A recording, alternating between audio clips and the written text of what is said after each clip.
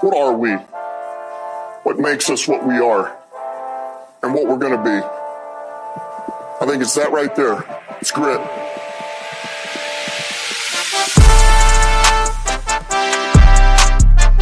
It's grit.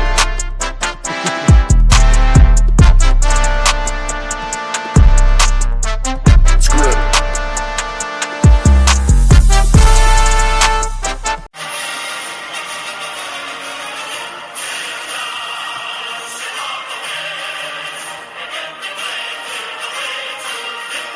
All together. Bear down, Chicago Bears.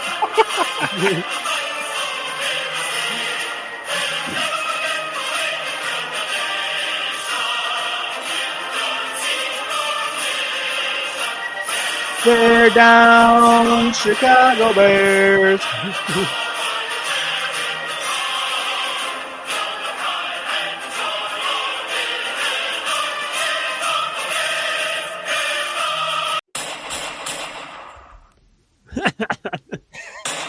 I love it.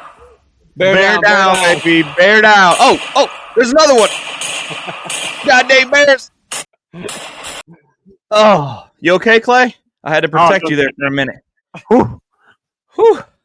We had to protect Adrian. He's just getting back from Chicago right now. Adrian, did you survive the bear attacks? I survived, man. They were more like teddy bear attacks. Gummy bears. Gummy bears. Welcome into the pod, ladies and gentlemen, the All Gritt podcast. I am your humble host, Caleb, joined alongside me by the OC, Adrian, the stat guy, Clay. And we're, you know what we're doing today, boys? All day. Celebrating. What a difference a week makes, my brothers. Yeah, I mean, last week, this time, I believe this was the sounder that we were going off of the whole week, right? Feeling sorry for ourselves. Yeah, and then Sunday rolled around, and we're like, wait a minute. No, we're not going to keep doing that. We're going to pop the champagne, and we're going to take some bears down. Yeah. So let's go. So, Adrian, tell our listeners you had a front row seat to the Chicago game. Tell us everything and anything that you can. Start with your arrival on Sunday. I don't know if they want to hear the whole lowdown, but I'll give you the. We got an hour. No, it was great. It was my first away game in Chicago. I will say I do not like where the stadium is, just because it's like we got to park and then we got to walk basically like a mile or take an Uber. So we were actually running late, so I took an Uber, kind of bit the bullet. Oh, damn. And it was just, they had this traffic jam happening. They were closing down streets, so we ended up having to walk anyways.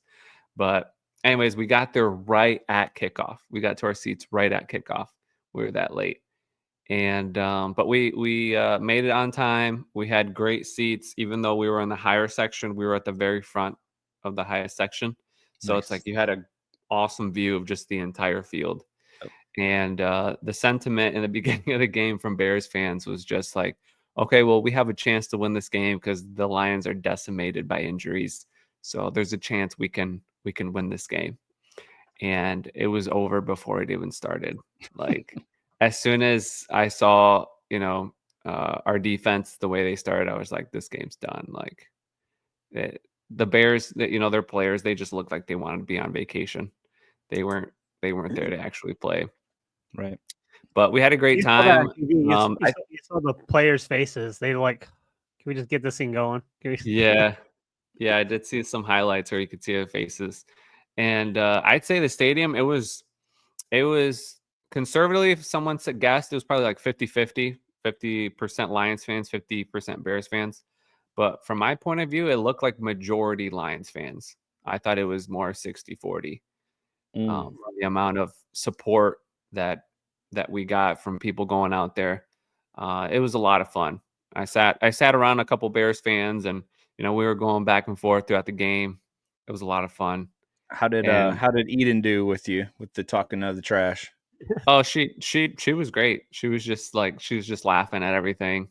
she went to go get me some drinks. You know, she was being a good sport the whole time, so I wouldn't miss the game.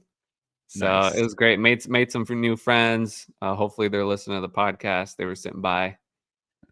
Some Lions. Yeah, I saw fans that you were that- repping the hat. Were you able to? I mean, because we put you to the All Grit challenge of talking to somebody on the higher echelon.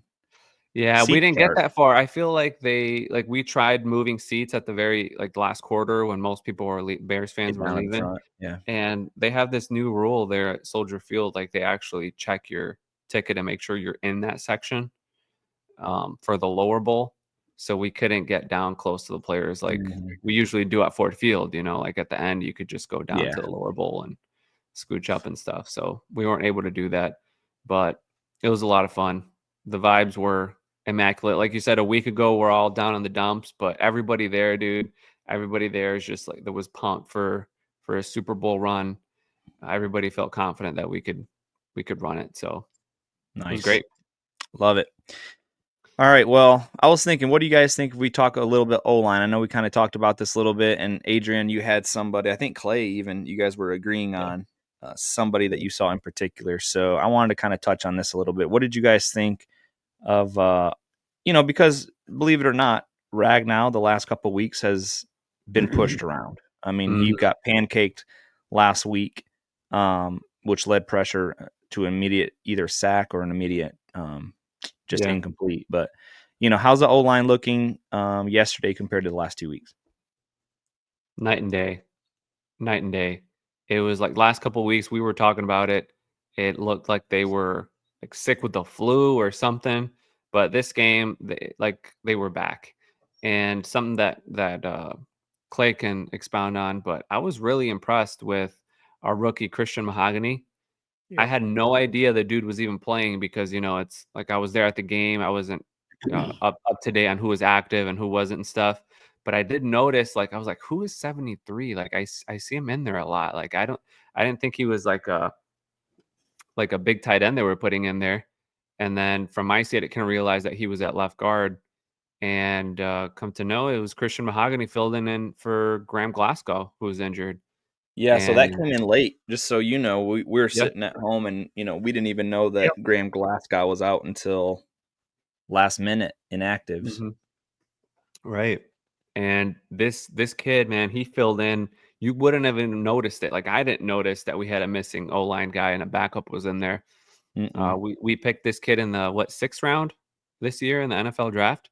Christian Mahogany, he missed all of training camp because he was sick with something and he wasn't able to start practicing till week 4 or something this year, where he started learning the system and then he was activated 30 days ago or a month ago onto the active roster. And now he jumped everybody on the pecking order and now he's the main backup. See, that's what's crazy because I was expecting if they, I was expecting Coyote or either him or Kobe Sorsdal. Cody. Yeah, Kobe. So So it says that was that crazy that he jumped all those. Go ahead, Clay. he gave up 1 pressure and 0 sacks. So that is for a divisional game. Who's Chicago in the cold. His rookie debut. Rookie debut, just phenomenal. I mean, that's reassuring, man, because our offensive line is not getting younger. So that would bring our offensive line's age down by about a decade. Yep. I would say like Christian Mahogany, Ife Melifonwu, Amik Robertson, all these guys that came in to fill in a spot they're not used to. That makes me feel so much better. And what a time for Ife to come back too, man. Like we've missed him, and it showed with that he got that big sack. I think he got the first sack of the game, I believe. Yeah. I mean, he's the guy that sealed it up. He got the interception last year that sealed up the division for us last year. So So that was my next topic. We'll get off the O-line, but I mean, honestly, on that first drive, Clay, I looked at Chas and I said, Melifonwu 2 times on the opening drive stopped their drive, and he was rusty. Like they asked Dan Campbell how his debut was like. He's a little rusty, but he showed pretty good stuff. And I'm Right, like, bro, because I'll he take missed it. another Like, sack. if He that's coulda gonna had be your another worst one. game, like keep it going. Right. And I was 100 meters away. I didn't even know he was activated, but the first drive I noticed him, like, that's iffy right there. Like, you could notice him on the field, like he was changing the game. I loved it. And I was like, yep, number 6, that's him. He's back. Yep. So that was And nice to I think see. you called it. I think we called it last week where they bumped Branch from safety into corner. I believe they put him at slot, and then they put Meek on the outside. Meek on the outside, right? Yep. And then they brought Melifanu, so he was playing either a 2 top safety or then coming in off the blitz on a single high. So that was just, I mean, once again, we called it, but they know what they're doing. They know their personnel, and just amazing for his first game back for the year. First game for the year. We need him as the playoffs come up. Any other thoughts on? So we talked about Iffy. Did you have another name for defensive improvements? Any of you guys? I thought you said another I just one. think all around defense, like it was a defensive, like they stepped up, man. Like causing fumbles, or if Bears causing fumbles, we take advantage of it. You hop on the ball. That first one, like, was I forgot who got the fumble recovered, but he like just was like, like an arm's length away from it. And he grabbed the football and brought it. Like it was just like it was so beautiful. Like that's heads on, that's eyes on the ball at all times. That's what it is, and they're just great. Yeah, just see. a night and day difference from last week when you were praying and hoping for one defensive stop, and they just looked like they were out of sync last week, and then this week they look like they're back on it, and they kind of got their butts chewed off and by the coach. So let's talk about that a little bit. So there was some MCDC showings, and I'm not sure if Adrian saw this because he was live on field, but they showed MCDC chewing Waymo out after what looked to be from the television view of another horrible penalty on JMO for spinning the ball, which every NFL player in the world does. They spin the ball on a first down, they spin the ball on a touchdown, but because he was out of bounds and he spun the ball, that was a penalty. Just complete horse, you know what? Yeah. Yep. And I think who knows what coach is telling him, but he's basically telling him too, like, dude, you have a record now. Yeah. Like, so you're playing against the same team that you got the penalty against last time, against the same player, like the same two guys. You're gonna get called, man. Once again, like JMO was 2 feet out of bounds, and then the defender puts his hands on his back and pushes him out. It's like same thing, man. Like it's the same thing where JMO's just retaliating, and the retaliation gets the flag. Yeah, it always happens that way. But I was expecting it. Like I knew at some point in the game, those two, Tyreek Stevenson and JMO, they were gonna go at it. Like they do not like each other. And I knew at some point somebody was gonna get flagged. So I was like, all right, might as well get it out of the way. But JMO got his though. What was it, like 2 drives after that? JMO got his touchdown. So. Yeah, I think so, if not sooner. Yeah, so that was the big coaching point that MCDC did, because he pulls him over. He says you can't do that. He's hitting his chest. And JMO, you can see JMO wasn't mad. He was like, "Yep, that's on me. That's on me. I shouldn't have done it." And then the coach literally 2 drives later, or maybe even less, just hits him on an 82-yard touchdown, the longest touchdown of JMO's career. Yeah. I think it's the longest touchdown for Lions since like 2011. They said 2000. Yeah, it's been the longest play in a really long time. I mean, we've all been waiting for that, right? We've all been waiting for Jared Goff to not throw a duck one time and actually throw a spiral, and he did. The spiral was clean. Outside, double gloves. He learned that from Teddy Two Glove and just whipped it. It was beautiful. On a string. It was beautiful to see it in person, because that went high. Like you can't. I saw it on the replay that the ball goes out of the camera view, but man, it was gorgeous, just floating in the middle of the air, and just like. We all just stood up, like just waiting for it. And man, the stadium exploded after that. On that JMO touchdown, just like everybody started chanting, Jared Goff, Jared Goff. And hopefully you guys heard it on TV. But yeah, it was probably the hypest moment of the whole game. It was awesome. Like you said, it went out on the TV screen. So like you see in the air and you're like, where did it go? Like where's it at? And then you see J-Mo's eyes the entire time on the ball. Like he knew where it was the entire time. It's such a great play.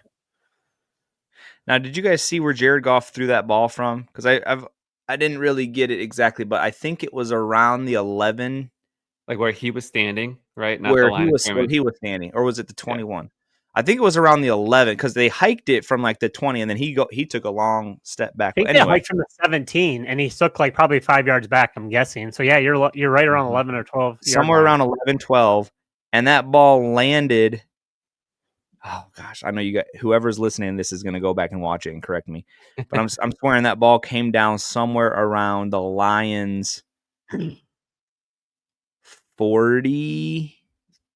35, somewhere in there. Yeah. It was So quite if you do some quick math, it was over a 50, 55 yard throw clean in the air. Just it was perfect. It was just like the timing, like J-Mo didn't have to slow down or anything. Like it was perfect. And that's, I mean, honestly, bro, that's the thing. That's like for the last 3 years that we've had him, even though 1 year was a red shirt and then last year had his hiccups, but it's like, it's always been the timing. That's the first one. That's the first one that J-Mo has ran full speed and Jared Goff hit him in stride where the ball was almost overthrown. It was like an inch past him. Yeah. And you know, normally J-Mo's got to come back to it. Yeah. And that slows down the touchdown. I don't know if J-Mo was even going full speed because on the replay, it doesn't look like he's trying his hardest. It never does. And I feel like if I was an athlete, I wouldn't be trying to go full 100% outside in that stadium. You know what I mean? Like I feel like he would be his fullest top speed indoors, on turf. But anyways, it was a beautiful play. Well, he knew that 70% of the time he's got to come back to the ball because he's running so fast. So he probably wasn't running full speed. Yeah. Good stuff. All right, hey. Let's get into our sponsor because we forgot to bring him in. So let's see. Do you have that? Yep. We can. Sorry, I got it. Today's episode is sponsored by Dan Diamond Equipment, a used fork truck dealing company located in Hastings, Michigan. They sell and rent fork trucks and die handlers.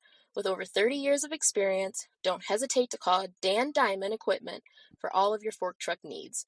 Reach out to Dan at 269-948-3377. Again, the number for Dan Diamond Equipment, 269-948-3377. And to tag along with that podcast, remember all podcast lists, or excuse me, All Gritt. What am I doing, bro?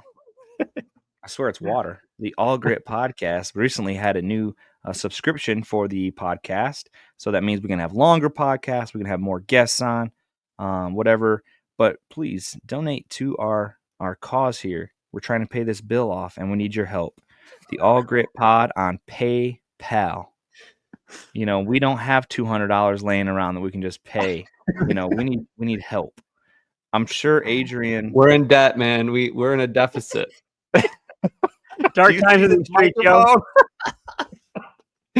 My wife's screaming at me. We're so poor this debt that we have to take turns. We can't have plaques on because it costs too much money to run 4 mics. Yeah, Plax he's struggling, man. He's trying to pay some bills and.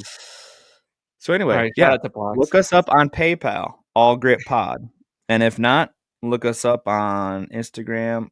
You got Adrian, Clay, and myself. We can hook you up with Cash App, Venmo, or PayPal, or Apple Pay. All right. What are we talking next, boys? I was gonna ask what your guys' favorite play of the game was. Didn't we just talk about it? Was that your favorite play? Because that wasn't my favorite that's play. not my favorite. It would have been any other game. That's not your favorite play of the game. That's not my favorite. You guys go. Oh, give me time to think. Give me time to think. Go ahead. Go ahead, Clay. Stumble, fumble, Rooski play. I'm going, Oh, Ben Johnson and his bag of tricks. Yeah. And what's crazy too is watching this, like the history of this play. You go back to when Packers played the Chicago Bears. There's been replays all over Twitter and social media. Yeah. Love fumbles the ball, picks it up, and then throws it to his tight end. And literally, Ben Johnson studied the Bears defense on that play. Crazy, man. And going off from Jared Goff's presser is Ben Johnson literally told him, "Hey, I want you to fumble the ball on purpose. Like fumble the ball on purpose." And Goff's like, "Whoa, whoa, whoa, whoa, let's settle down here." But they come up with that play, and it's great watching Jared Goff watch the replay because the field guys had him watch it, and you hear it. I went back and rewound it. You hear it. The defense of Chicago says, "Fumble, fumble, fumble, fumble." Yeah. And just It was beautiful. actually so. What I've been hearing recently, even from Rex Ryan, Rex Ryan, and not from the Detroit side of it, but he said that was Detroit Lions shouting "fumble, fumble, fumble" to allow the defense to know to look down and look for the ball. So even that's more play, even more of love a. it. Are I you love kidding me? Wow, That's- this plays crazy. Just insane. And Yeah. and again, it wasn't a perfect pass by Jared Goff. Like I said, it was a little bit over, but it was right. I mean, Laporta brought it in, and it was just a great. Yeah, that's probably the best play of the game. Yeah. It was, I mean, just the mind games behind it. I love. Like, Yeah. it's not just like confusion. It's like confusion and mind games happening at the same time. From Yep. our point of view, you know, we're in the stadium, and my first thought was like, man, I can't believe we just fumbled it right there. And it looked like Gibbs. I thought he got on top of it. And then all of a sudden, Goff throws the ball and it's a touchdown. We're all like, all the Lions fans we were sitting by, we were like all confused, like, what just happened? Like, we scored. And then, you know, they're like, the board is a touchdown and everything. And the Bears fans, bro, they were like in disbelief. They were like, what just happened? Because they thought they got a fumble. Some of them stood up like, oh, a fumble, you know, like, and then it was a touchdown. And so I was messing with the guys behind us. I'm like, dude, Ben Johnson wrote that up. He's a genius. They're like, there's no way that was on purpose. Yeah. Yep. And then when we watched the replay on the big board and we could see Goff, you know, put it in one hand, the other, I'm like, dude, that was on purpose. It was designed. They were all so mad, bro. They're like, they're just playing with us. Bro, that's awesome that you caught that from where you were sitting in your vantage point, because, you know, we're sitting on the couch, got a big old 65-inch TV I'm staring at. And from my point of view, as soon as Goff went down, I said, oh, crap, he's fallen. Yep. And then when I saw Gibbs dive at nothing, that's when I said, literally, I said, it's fake. This is a fake. And then when you see Jared Goff turn around, like, he just stood up like, just kidding. And he throws the ball. And I was watching it with my mom and dad and my wife in the basement. And I'm like screaming up and down, like, it was a fake. And they're like, no, it wasn't. He got lucky that I'm like, watch this. And they showed the replay and my dad's jaw dropped. He was like, you have got to be kidding me. I mean, he's not a big of a, slappy as we all are. But when he saw the I don't know, the smarts behind that play, he was just like, you've got to be kidding me. Yeah. Do you think that Ben Johnson put that play in on purpose to show off in front of the Bears because he wants the Bears job? That was some rhetoric this week around that. But does he want the Bears job is my question. I wouldn't. I don't know. I would not want to coach the Bears organization. No. Like, he's got so much power this offseason. Yep. He can go wherever he wants. Yep. I would not right here too. Yeah. I would not choose he could just get a couple more million because, he's married. I'm not sure if he's got kids, but like, he could be nice and comfy in Detroit. He loves it here. Mm-hmm. You want to go to back-to-back Super Bowls? And there's a lot of business in head coaching, man. Like you're in front of the camera way more than you are right what you're doing now. Right. So totally different job. All right, boys. Let's get into this bold take before we forget this. So let's make sure you ready, Adrian? All right. Adrian's bold take last week was no demo, no problemo. I think you got it, boys. Yeah, I think you got it. Yeah, my first one. He's on the board because what happened with Jahmyr Gibbs there, Adrian. Why don't you let 109 yards. I said over 100, right? Or I what think did so. say? Yeah. I don't know. You just said those boys on the running backs are going to have a day, even without. Actually, I think you said they're going to run for the most that they've run for all year. Oh, that's right. Okay, so they got a total of 146 rushing yards. I'll have to look at the other games, but No, we'll give that to you, bro. You I'll said give no. that to you, dude. It was no problem. So they did it. It was no problem. It was clean. They gave the Gibbs So- 3 times from the 1. So Bro, that was hilarious. And if they didn't get it on that third, what's It the was percentage only they were going to It's do gonna be the a same four. play? I was like, put in Vaki at least. That little dude can run a little harder. right. Oh, I was. We'll get that later. But I was yelling Baki. Get Baki in there. Get Baki. Yeah, I bet you were. Oh, speaking of, Clay said Vaki gets a touchdown. Oh, I thought it was coming. After Gibbs didn't Yeah. get the first 2, I thought he was coming in. And Caleb, way off, bro. Caleb Williams is going to throw 2 picks. Well, Didn't even throw one. but Jeez. he had a fumble. They gave him the fumble, so he had a turnover. Yeah. Yeah, I should have called turnovers. Yeah. Yeah, he gave. All Well, right. Roma Well, Dunze had 2 turnovers. oh, He was part of that Oh fumble. yeah, man.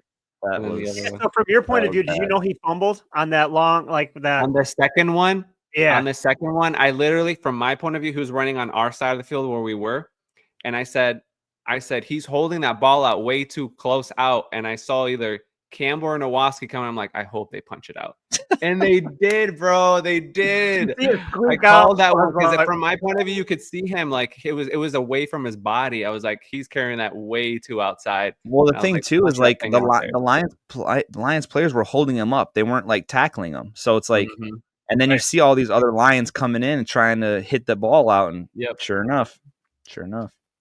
I love when they do that. They just try to get a turnover like that and punch the Got ball out. to. All right, boys. This week, let's talk playoff scenarios before we get into our next bold take. So, just to catch our listeners up on playoff scenarios and what we need to happen. The Lions will know on Sunday night before their game on Monday if they have a chance to lock up the number 1 seed in the NFC. Now, how will they know that? Because if the Green Bay Packers beat the Minnesota Vikings this Sunday coming up, Which I think they can. 1:00 in Minnesota, if the Packers can do that, all the Lions have to do is win a simple game out in San Francisco where their team is literally putting players up for the year. I mean, Trent Williams, right, just went on the injured reserve for the year. He's done. Their team is hurt. They're suffered. Lions are coming in because they want revenge because they knocked them out of the NFC Championship last year. I mean, it's a Lions are up on the points, right? What's the point spread on that game already? It really is just Lions by 3.5. So far, they're saying which is really 6 because home field advantage is 3. Yep. Yeah. So all right. So Lions will know either or. So the question comes up: if the Vikings do win, it sets up everything for a Week 18 in Detroit. Literally, the Lions do not have to play one starter in San Francisco because that game literally will not matter. It's crazy how it works. Right. If the Vikings win, it will not matter. You can do the math. I've done the math. It does not matter. They have to be Vikings. So the question comes up is to Dan Campbell: do you rest starters or do you risk starters being hurt from meaningless game and then Week 18 is at your crib? So we'll see what he does about that. I think we already know the answer, bro.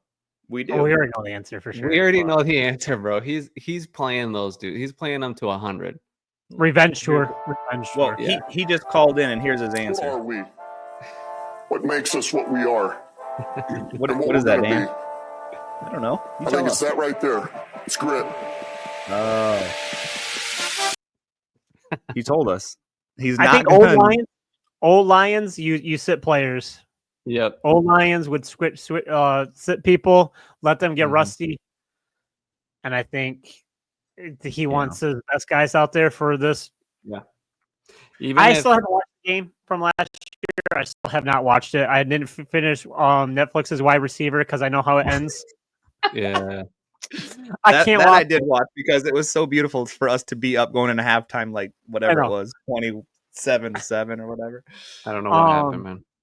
But I was talking with my buddy about it last night, and it just brought back the horrible feelings of last year. And if I'm feeling that, the players are feeling that, the coaches are feeling that, and they want it, man. They want this game. This has been circled on their calendar Yeah, They do. since Yes. day one. They do. yes. But how great, how much the great have fallen. Like Niners are in the Super Bowl last year as this huge mean green machine, and now they're out, not even in the playoffs, man. Yep. They're eliminated. They're just, Mathematically eliminated. it just shows how in this game, this league, things can change super quick. Yep. It's crazy. And too, like, and I'll, I'm not taking any respect from any players out there, but Brock Purdy was talked about so much last year, so much. Mhm. Like, all the San Francisco's got their guy. He's going to run the NFC for years to come. He loses his offense, and look where he's at. Like, Yeah. but it's just cool just seeing the resilience of our team. Who's, I know, like, it's more or less the defense that banged up, but just makes you appreciate Jared Goff even more. He's not flashy. He's not a guy who's talked about like Patrick Mahomes or like Allen. That's why that fumble play works, because he would. I love that.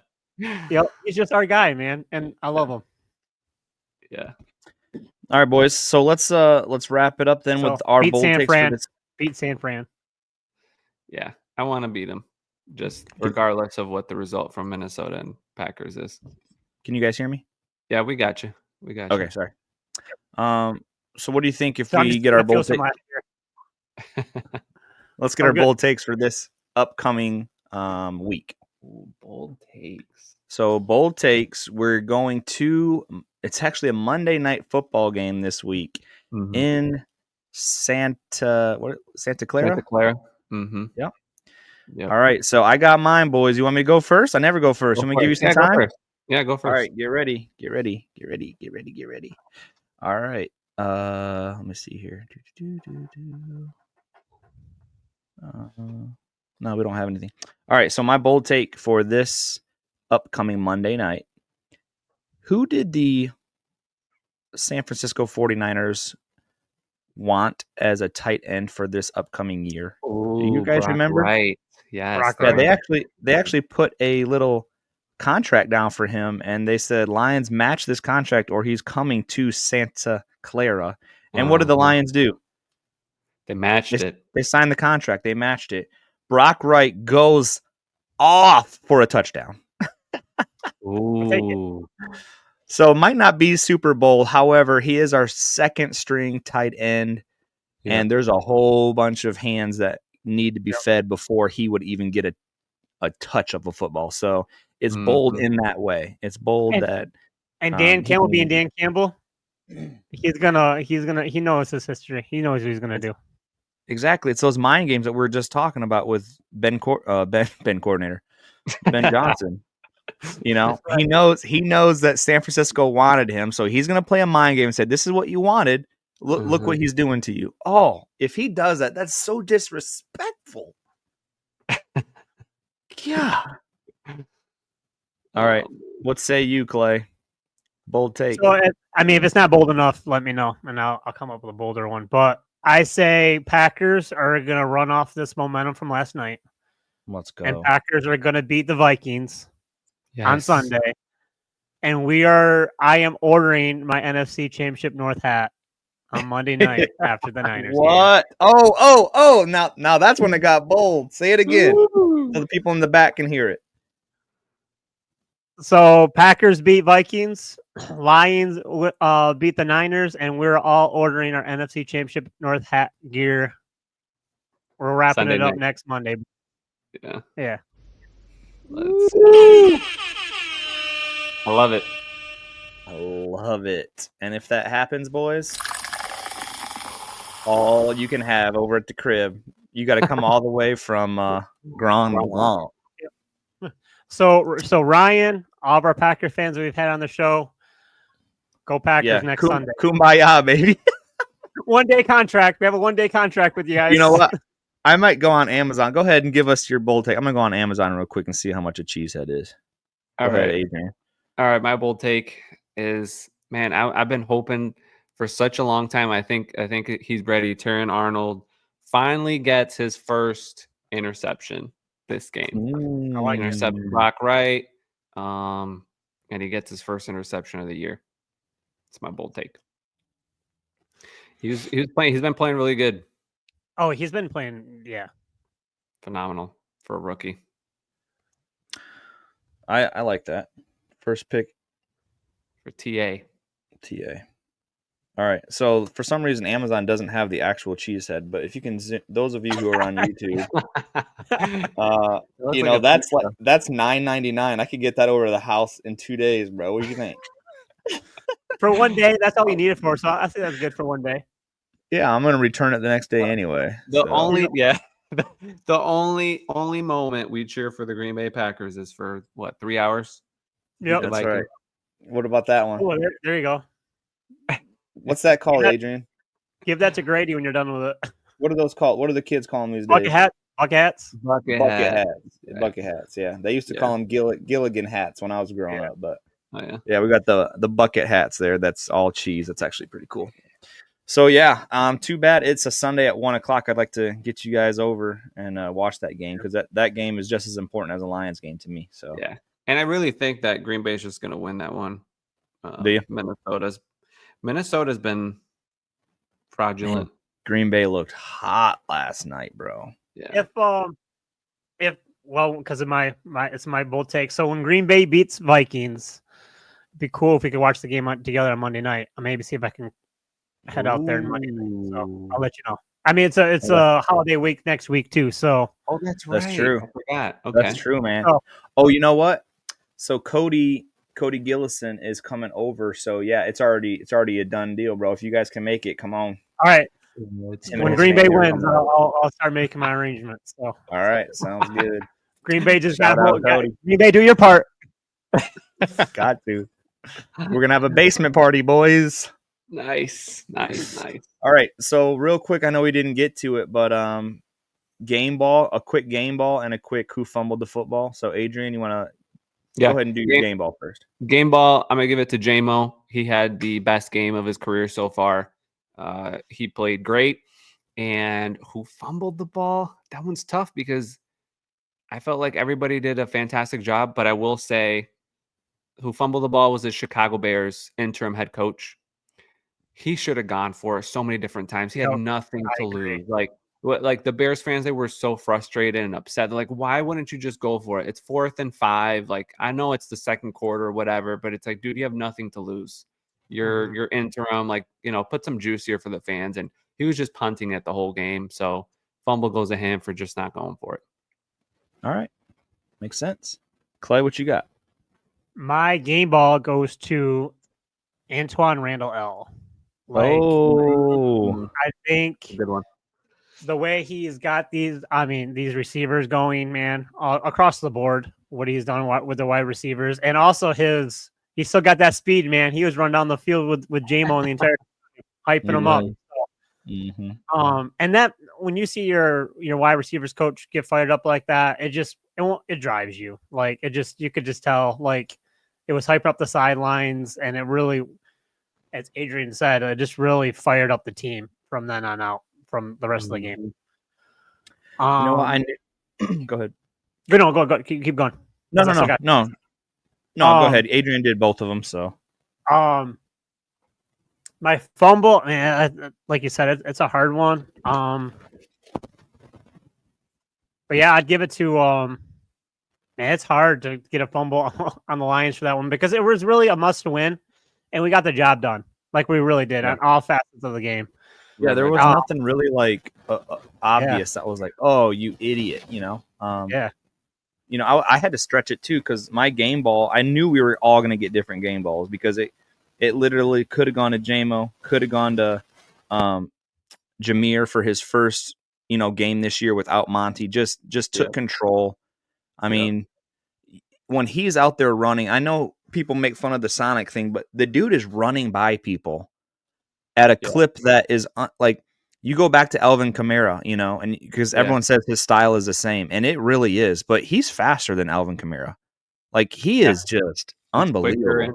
That spin move he had, that spin move. Spin move. It's gonna be a tackle for a loss, and it turns into a first down. It was crazy. That's what I'm saying. So that, or you know what, I still got to put Jared Goff in there for 2 plays, for the 82-yard bomb and for the fumble Rooski. Like, those 2 plays put up 14 points, and Jared Goff was precise with both of them. Perfect with both of them. So, I mean, that ball could go to anywhere. And if I'm going to give somebody a bad take, it's just because I have to reach, it's going to be the referees for throwing a flag on J-Mo for spinning a ball. Like, that's, come on, dude. Let the guy play. That's a play that everybody does, and that's Travis stupid. Kelce doesn't get that flag. I'm just gonna say it. Travis Kelce won't get that flag.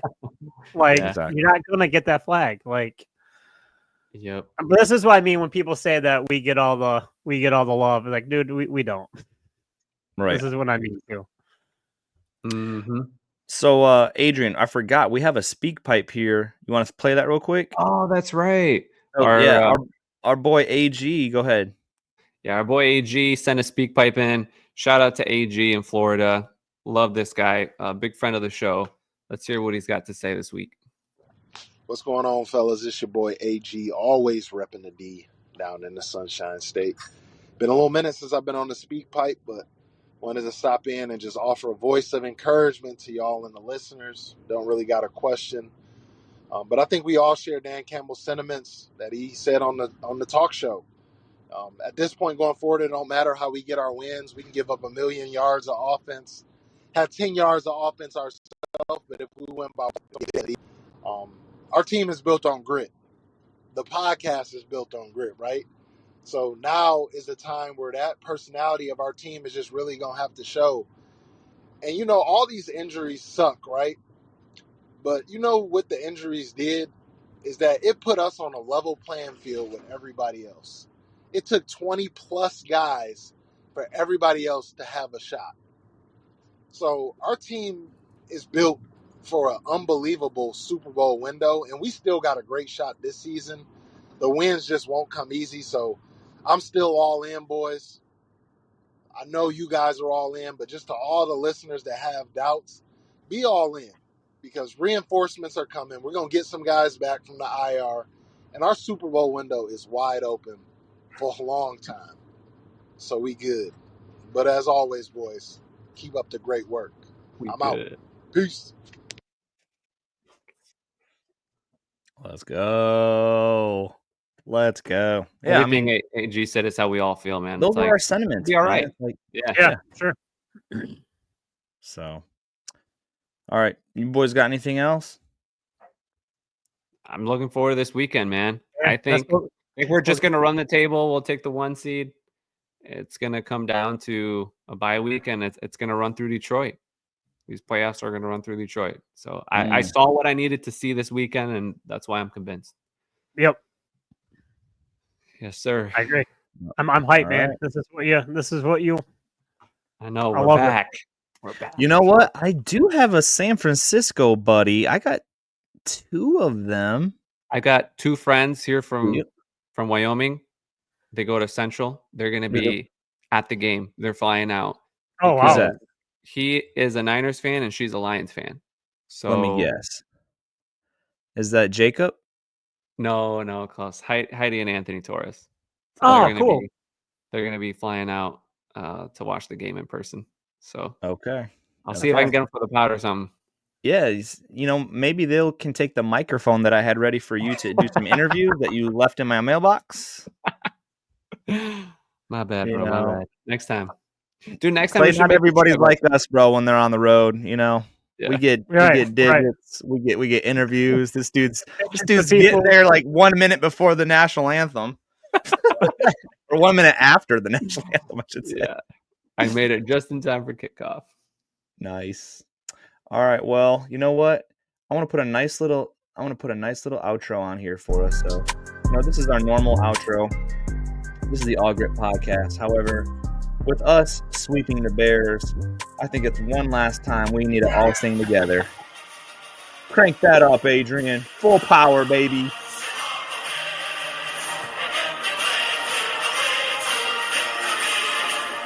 Bear down, Chicago Bears.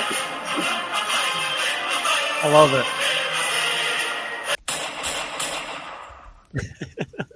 All right. For the All Grit Podcast, this is Caleb, Adrian, Clay. Holler at us. We're on the All Grit Pod. We're on Instagram, Facebook, Spotify, Amazon, iHeartRadio. iHeartRadio. You name it. Look us up on SpeakPipe/All Grit Podcast. Get your questions in. We'd love to have some more people on the show here. You know, we need to pay some bills.